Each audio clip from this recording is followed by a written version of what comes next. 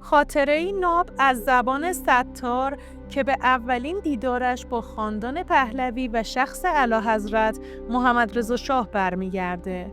مربوط به سالهای اولی است که ستار تازه به دنیای خوانندگی وارد شده بود.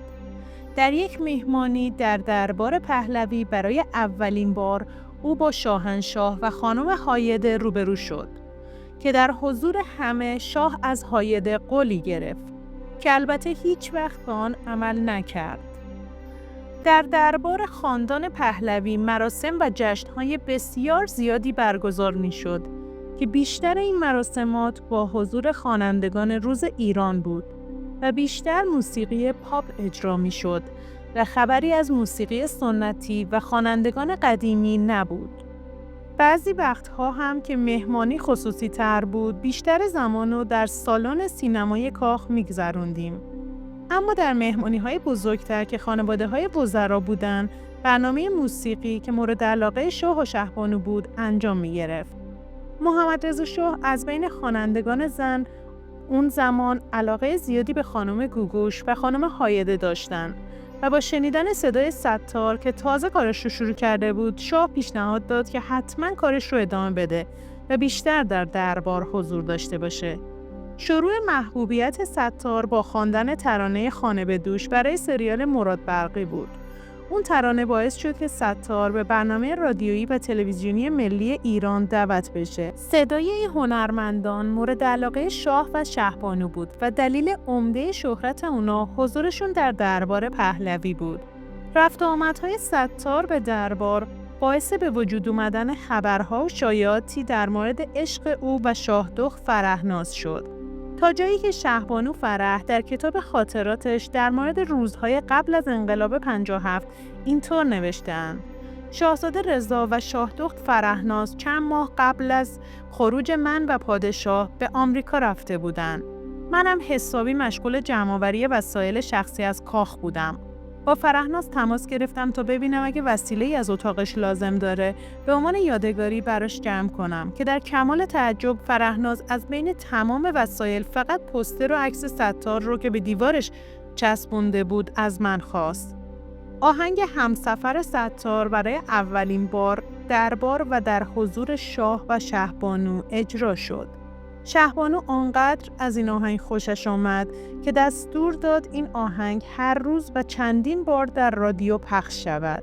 بین آشنایان هایده سرهنگی بود که با دختر خاله محمد رضا شاه به اسم مهری دوستی نزدیکی داشت که این دوستی باعث شد هایده و مهستی با آن صدای روح‌نواز در میهمانی‌های دربار آواز بخونند.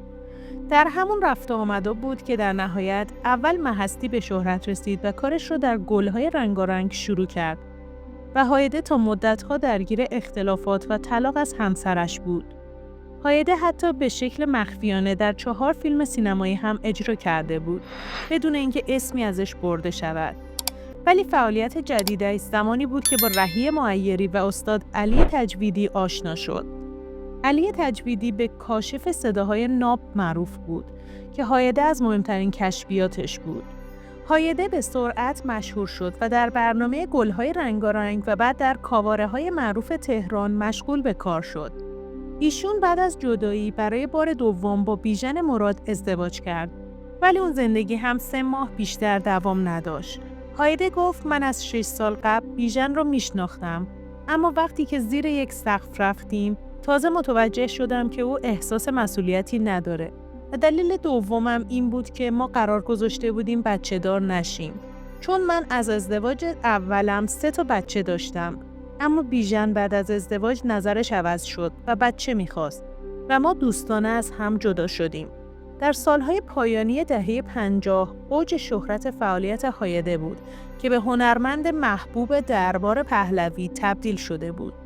ولی متاسفانه با وقوع انقلاب شرایط تغییر کرد و با شروع شلوغی‌ها و مخصوصاً آتش‌سوزی سینما رکس همراه مهستی مادرشون و بچه‌ها از ایران رفت و در سال 1361 از لندن به آمریکا مهاجرت کرد و اونجا به کارش ادامه داد. ستار در اولین دیدارش با شاهنشاه و قولی که شاه از بانو هایده گرفت خاطره نابی از زبان خودش تعریف میکنه.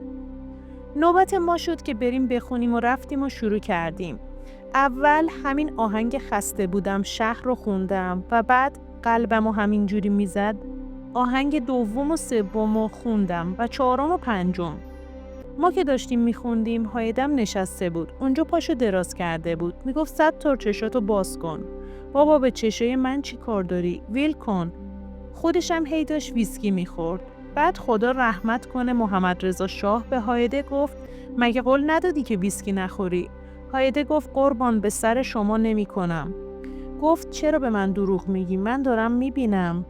متاسفانه هایده در 30 دی ماه 68 بعد از اجرای کنسرت در کازابلانکا در اوج ناباوری در اثر سکته قلبی درگذشت. البته اون مدت قبل هم یه سکته خفیف داشت و دکترها از پرواز طولانی، مشروب، استرس و اجرا اونو منع کرده بودن. اما هایده به دلیل افسردگی و غم غربت به نوشیدن بیش از حد الکل روی آورده بود و اینطوری خودش آروم میکرد.